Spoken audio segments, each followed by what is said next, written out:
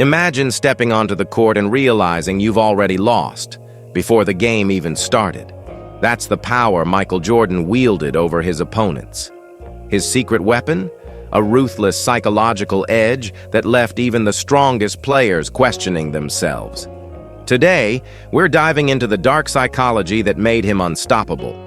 Michael Jordan is celebrated as the greatest basketball player of all time, a 6-time NBA champion, 5-time MVP, and a global icon. But his dominance wasn't just about athleticism or skill. It was about how he controlled the game before it even started. Jordan didn't just outplay his opponents, he outthought them, turning the mental battle into his greatest weapon. Through carefully calculated trash talking, an aura of invincibility, and a relentless drive to win at all costs, Jordan became more than a player. He was a force of nature. His psychological strategies often left opponents defeated long before the first whistle blew.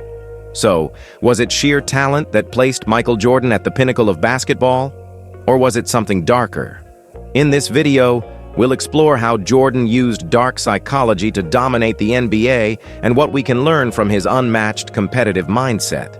Dark psychology refers to the use of psychological tactics to influence, manipulate, or control others for a desired outcome.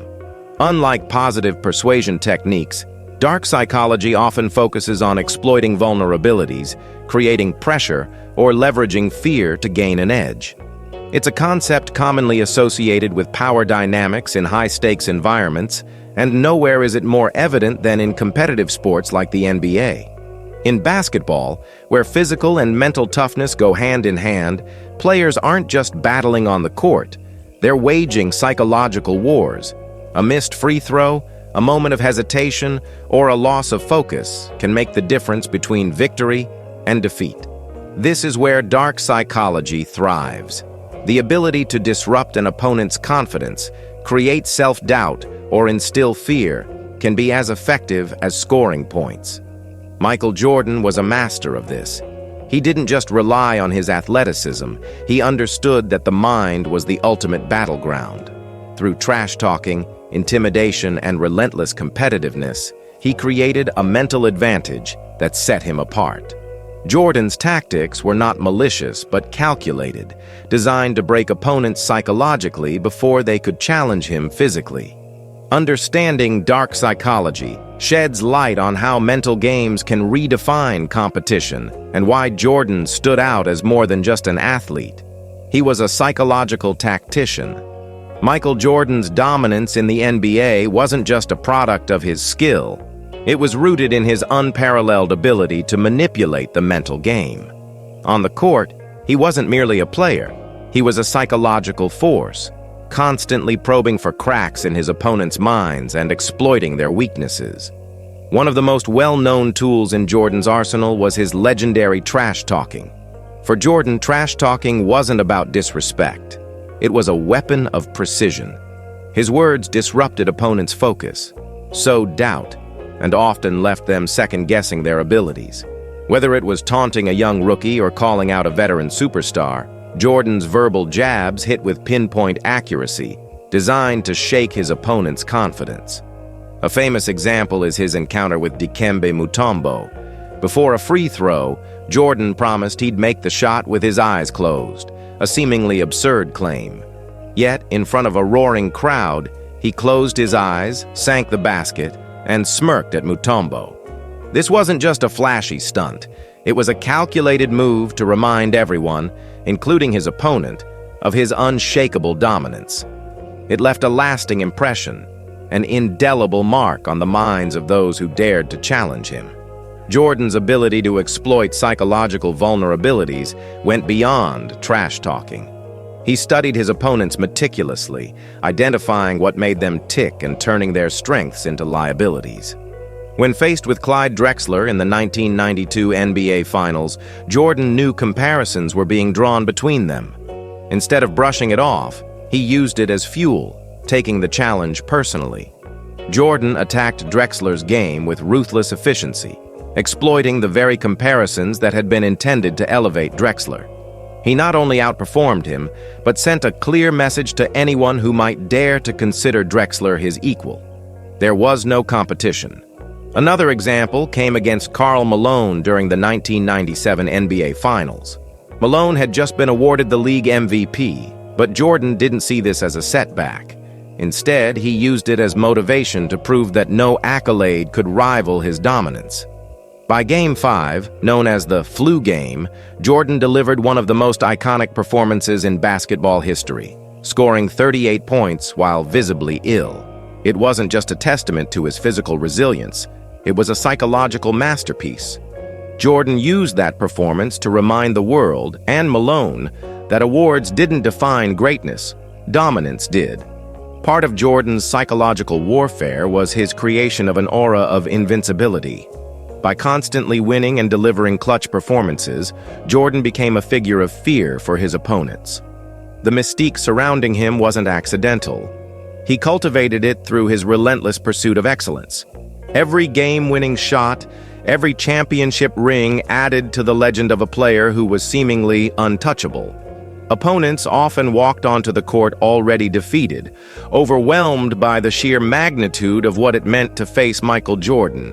This aura extended beyond the court. Jordan was a master of using media narratives to amplify his psychological edge. Through carefully curated interviews, iconic advertising campaigns, and unforgettable highlights, he solidified an image of invincibility. Fans, analysts, and players alike bought into the myth, and that belief often worked in Jordan's favor. In tight games, this perception played a crucial role. Opponents knew they were up against a man who thrived under pressure, making them more likely to falter in crucial moments. Jordan's psychological tactics weren't limited to his opponents. He applied the same intensity to his teammates. His competitiveness was infamous, and The Last Dance documentary shed light on the extent of his drive. Jordan wasn't afraid to push his teammates to their limits, often using intimidation to instill the same hunger for victory that fueled him. He once punched Steve Kerr during a practice session, a story that has become emblematic of his approach. For Jordan, the goal was clear: create an environment where only the mentally tough could thrive, ensuring the team as a whole was prepared for the pressures of the postseason. Scott Burrell, another teammate, recounted how Jordan constantly teased and challenged him, sometimes cruelly. Yet Jordan later admitted that his intent was never to demean, but to prepare Burrell for the challenges of high-stakes games.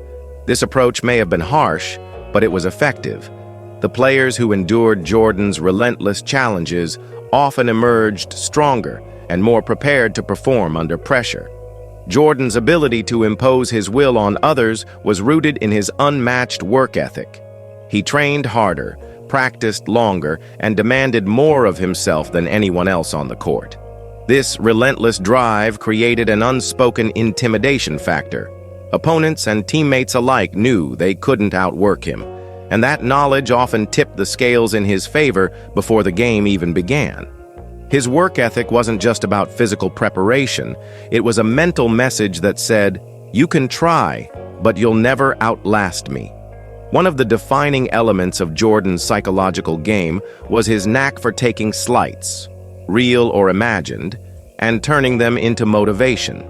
Whether it was a perceived disrespect from an opponent, a comment from the media, or even something as trivial as being left out of a dinner conversation, Jordan found ways to transform these moments into fuel. This ability to create motivation from nothing wasn't just a personal quirk. It was a powerful psychological strategy. By framing every challenge as personal, he kept himself locked into a competitive mindset that few could match. Ultimately, Michael Jordan's psychological dominance wasn't about malice or cruelty. It was about understanding the mental aspects of competition and mastering them. He knew that winning wasn't just about scoring more points. It was about controlling the narrative, dictating the pace, and making opponents doubt themselves. Through a combination of calculated trash talking, meticulous preparation, and an unyielding competitive spirit, Jordan didn't just play the game. He owned it. This mastery of dark psychology allowed him to transcend the role of a player and become a legend. For his opponents, facing him wasn't just a physical challenge. It was a mental battle they often lost before the game began. And for fans, it's a reminder that in sports and in life, the mind can be the most powerful weapon of all. Michael Jordan's mastery of the mental game teaches us valuable lessons that extend far beyond basketball. His approach to competition reveals that success isn't just about talent or skill. It's about mindset, preparation, and the ability to leverage psychological advantages. Whether in business, sports, or life, the principles behind Jordan's dominance can inspire anyone to aim higher. One key takeaway is the importance of preparation. Jordan's legendary work ethic sent a clear message. Hard work breeds confidence. By dedicating himself to endless practice, he gained a mental edge, knowing he was always ready for any challenge. This lesson applies universally.